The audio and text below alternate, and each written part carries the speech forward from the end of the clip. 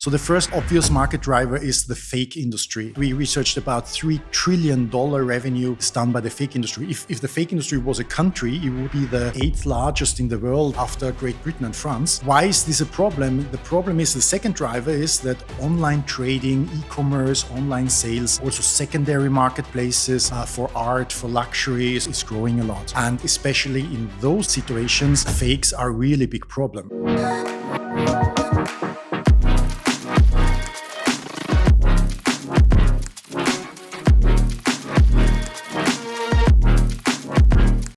Hello and welcome to Let's Talk About Tech, your podcast on venture capital and private equity, brought to you by Venionaire Capital, the entrepreneurial partners. Today, it's my great pleasure to introduce you to Michael Schramm, CEO and co-founder of OwnerChip. Welcome. Hi, thank you, Berthold. Thank you very much for the invitation. It's amazing to have you. You are a true digital native. You have started to program, when I'm correct, when you were 10 years old, spent 20 years in a tech giant, right? And eventually turned into a startup founder. Tell us a little bit about your story. How did you become such a digital native? Well, digital native is a big word for a guy with my age, but indeed, when I was a young kid, my father brought home one of the first IBM PCs with a hard drive of 10 megabyte, and we did not know how to fill that up. And I started to do my first basic programming, and my mother worked in a school in Vienna, and she was responsible for the library. And with 14, I wrote an inventory management system for the library for borrowing books and things like that, which they did on paper files before. So this was my start into programming and technical stuff. And then, I worked for IBM for 20 years, 10 years really as a kind of software developer. Parts of my work are in Yellow Pages Austria or in Finanz Online, the Austrian taxation tool. And but then I switched a bit from this deep technical guy into more a business development guy, because I was always very enthusiastic about these new technologies. At that time, it was big data and cloud, which was quite new.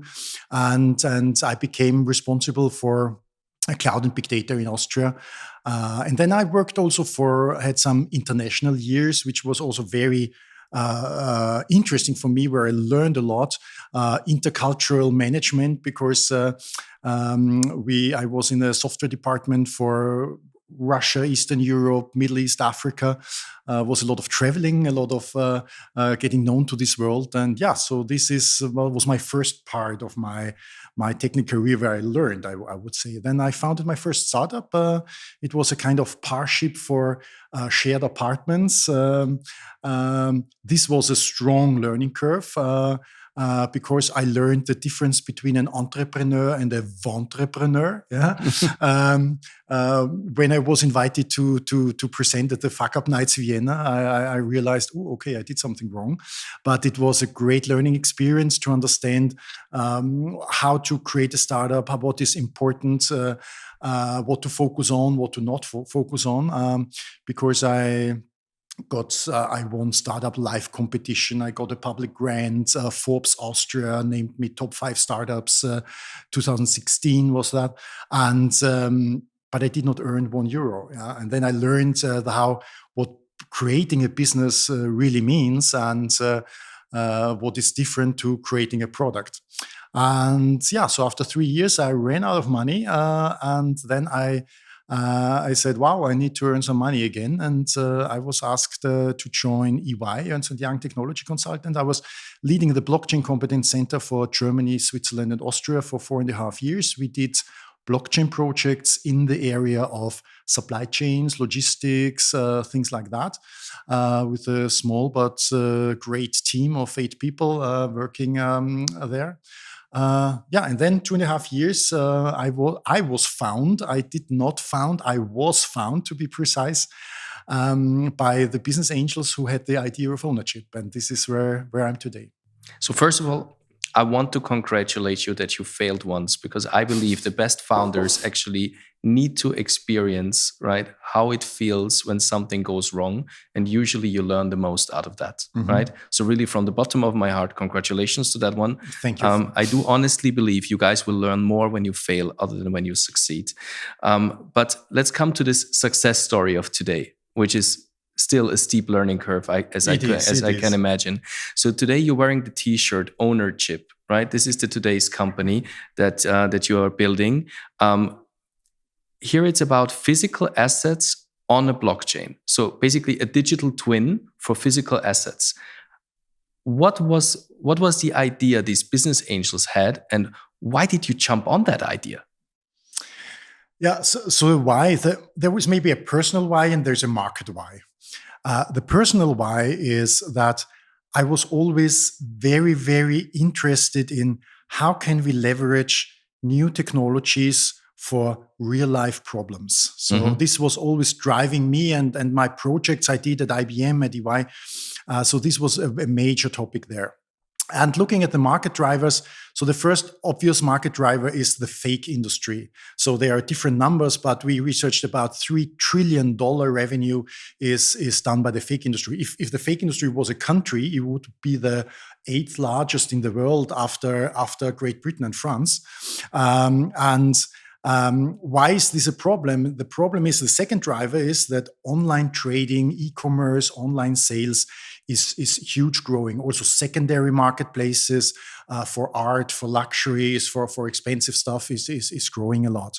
And especially in those situations, fakes are really a big problem. So it's not a big problem if I go to this Louis Vuitton store in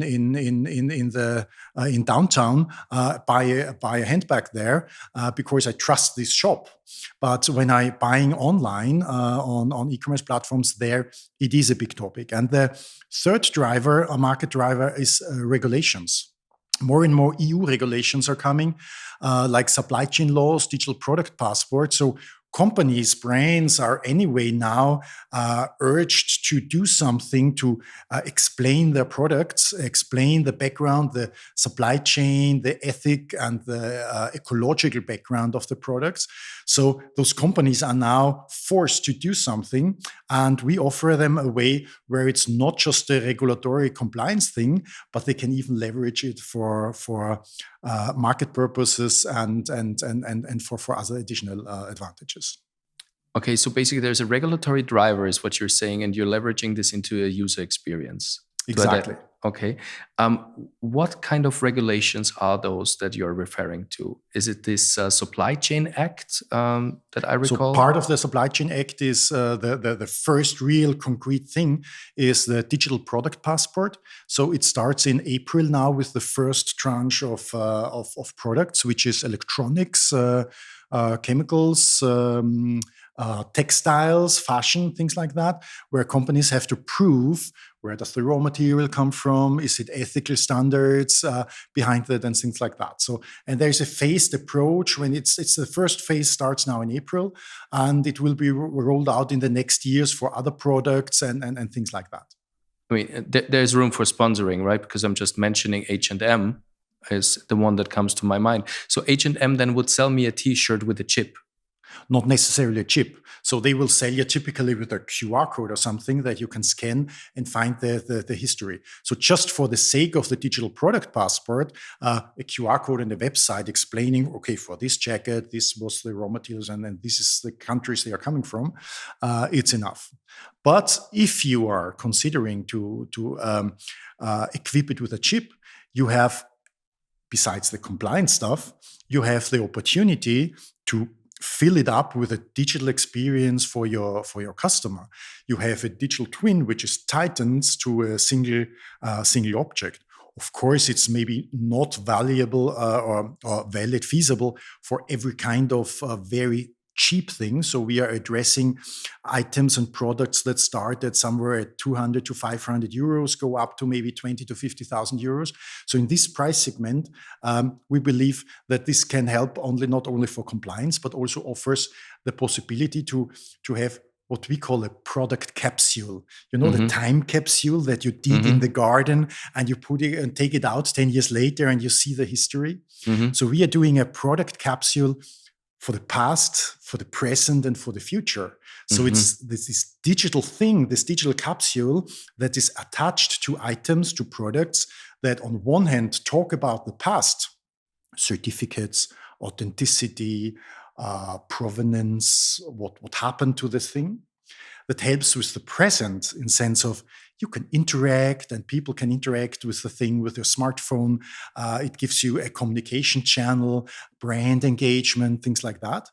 But also for the future in sense of, yes, you have manufactured this physical thing, but the value, the experience, the features of the product can extend in the future because you can add on digital functionality even later on.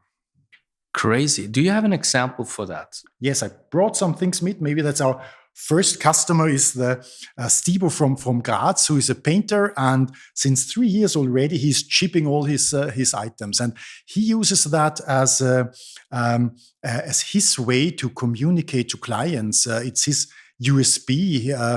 He uses, for example, to add videos like the making of video, the personal greeting, and so on. And he also uses it to sell it and to resell it. So if I'm the owner of this item, I can also just with my smartphone scan the chip. It identifies myself as the owner, and I can resell it. So we have an integration to a marketplace where with a click of a button, I can say, I want to resell that for $5,000 and want to resell it. And it's offered on the marketplace. And we are implementing an escrow service. So if you see it on the digital marketplace, you buy the digital representation for money, but your money does not go to my purse yet. So it's escrowed in a smart contract, and only if you receive it physically, and this chip then is confirming that you who bought it have really this item physically received, and then the trade is settled. So this makes it a bit safer for selling it over the internet. What if I receive it and not scan it? Well, if you not scan it, then you do not receive the digital twin. You do not receive the ownership certificate. You do not receive the digital proof that you own it, and all these digital extensions that you have.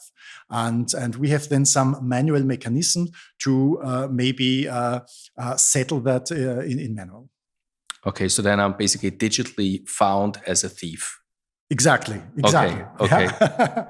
And Cool another example, maybe it's a jewelry startup from Austria, Stilami, and what they are doing is they are selling very expensive rings and so on. So it's hard to chip really a ring, although we have a prototype already doing that, but. They are chipping the boxes. So chipping and packaging can also make sense. And they want to tell a story. They do want to do storytelling. They have a sustainable story. They want to explain that they have recycled gold. They have labor diamonds and not blood diamonds. So they use it for adding certificates of origin, things like that. So that are different kind of first customer that we have, together with the most expensive newly built violin in the world that we have shipped, that should be auctioned for somewhat like 5 to 6 millions this year. Wow. So these are the very first pilot customers that we have to use this. Some for security, some for marketing reasons, or some for selling and trading reasons. And your business model is then to have a cut of each trade? Yeah, so we have two business models. The one business model that we have today implemented is a transactional model, in sense of whenever there is a trade where we offer this escrow service, then we are getting 5% for this escrow service from the transaction.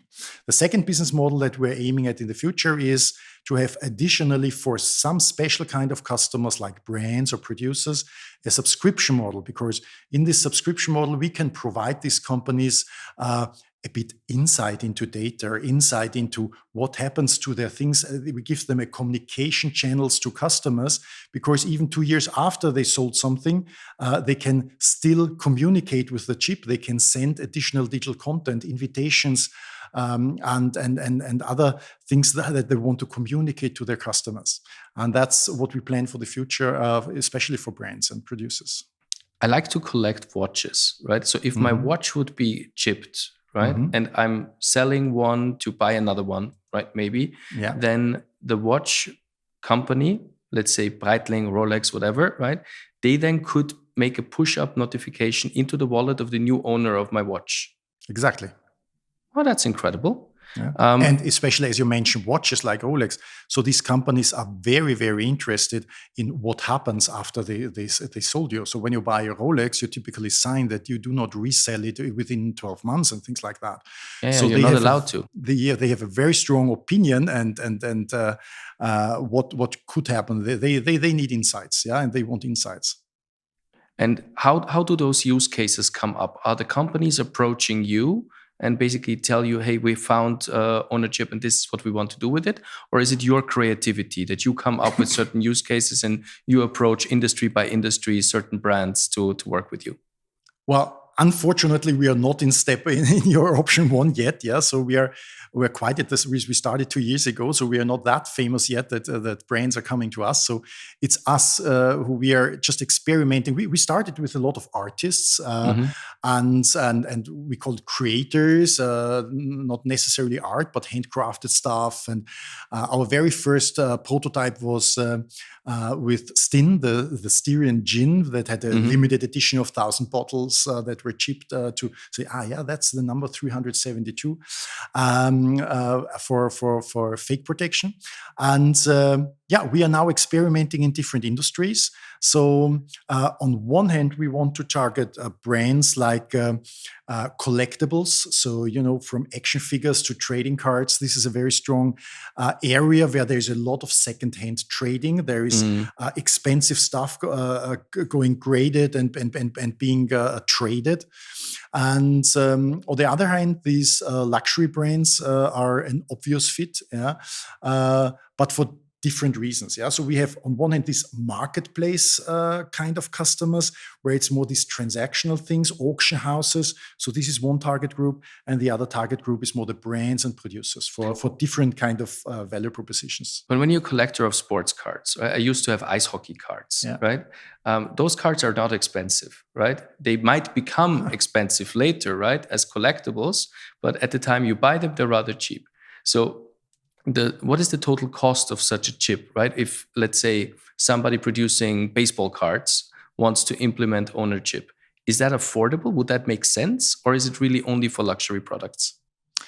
Let me counter the first part of your what you said. They are cheap at the beginning. So 4 weeks ago, I was in London at the London Card Show, the Europeans' largest conference of trade show for collecting cards. So when I looked what they sell there was £500, £1,000 for single cards. So yes, in the very first beginning, when you buy a card, then it's cheap. But as soon as you have a rare card, the prices go up to 1,000, 2,000, 3,000 euros or pounds there. So they can be very expensive, definitely. But yes, of course, protecting everything is a question. And the question is, how much cost do you have per item? And the first part that we used is this kind of NFC chips. If you have something like physical like that, and this is a very specific cryptographic blockchain-enabled chip, this is quite expensive. So we are talking about 5 to 10 euros per chip per item. So that's not a solution for a 10 euro t-shirt, of course. But then we are working now on supporting other labels, holographic labels, where you are in the area of some cents per label. But we also want to open our protocol very soon to what we call these physical anchors. So how do you anchor to visual methods? So there are companies who are working on using video AI content in order to identify things. So the way how you identify things does not necessarily be a chip. It's about identifying the thing. It can also be a QR code, which is cheap and simple, but not secure because you can copy it. So we will in the future support several levels of security, price, and applicability, because not on every product you can stick a NFC chip. Super cool. I'm thinking in my head and how many things I would have that need to be chipped, but I think we have to take this offline. So you're such a tech savvy founder and futuristic, innovative. How do you envision the future? Like from today, looking into the future, what do you think will come? So I'm definitely sure that this idea of having digital representation for physical stuff, this will be in the future infrastructure basic. Yeah? So, but I think it's important that this is not a public register somewhere at a state governmental organization. I think there's really this need for a decentral infrastructure. And therefore, we are doing this stuff on the blockchain.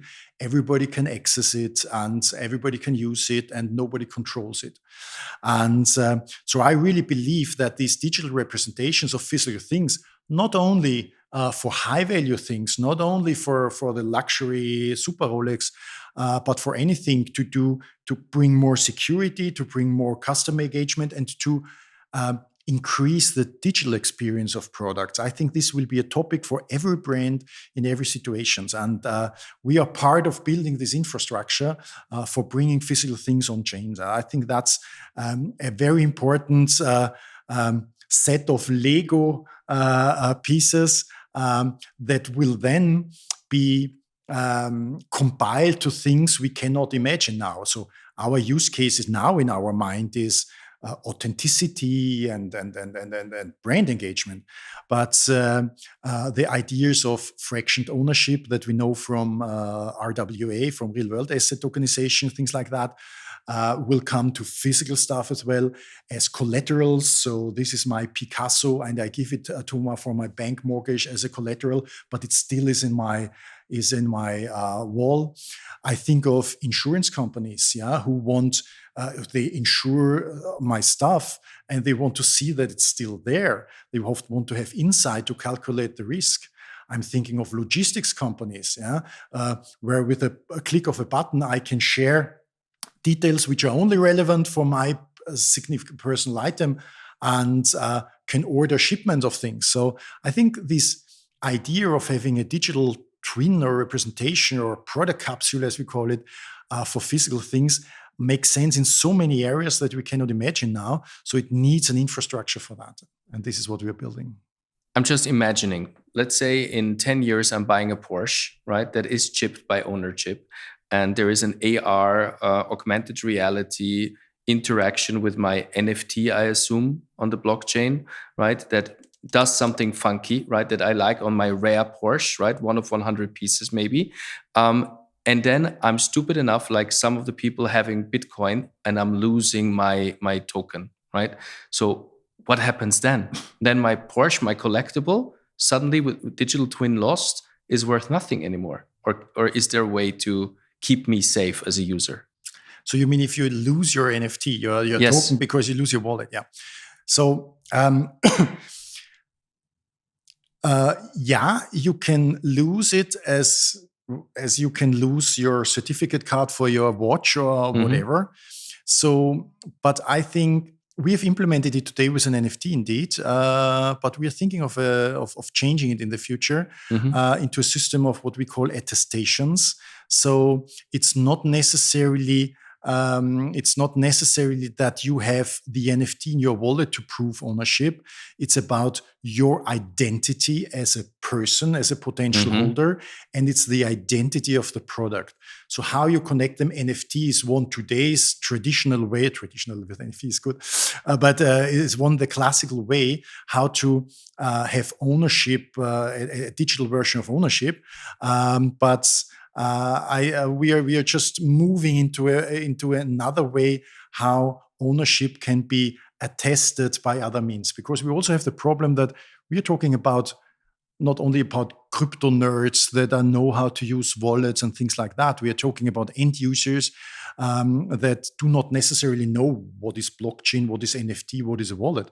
So therefore, we anyway need to move into a way where blockchain is somewhere hidden in the back, and people can use it and do not have problems like I've lost my NFT or I've lost my wallet. So today we offer, as additional to crypto wallets, means for people to identify, like Apple ID, Google ID, that has a decentralized wallet behind, but the people do not know. They just have their Apple ID. Yeah?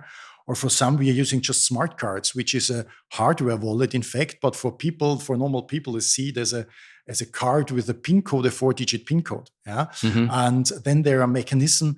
If I lose that card, there are mechanisms how you can restore your ownership with that.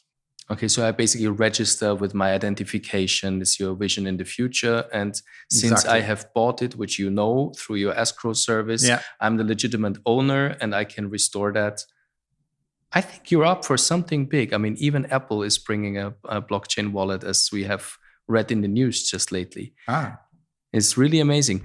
Thank you very much for giving us such insights. We will follow your story. Maybe one day OwnerChip is a unicorn, and then we have a collectible here with this episode of Let's Talk About Tech. It was a pleasure having you. I hope you enjoyed it as much as I did. Please don't forget to subscribe to our channel and tune in for the next episode. Thank you very much. Thank you very much.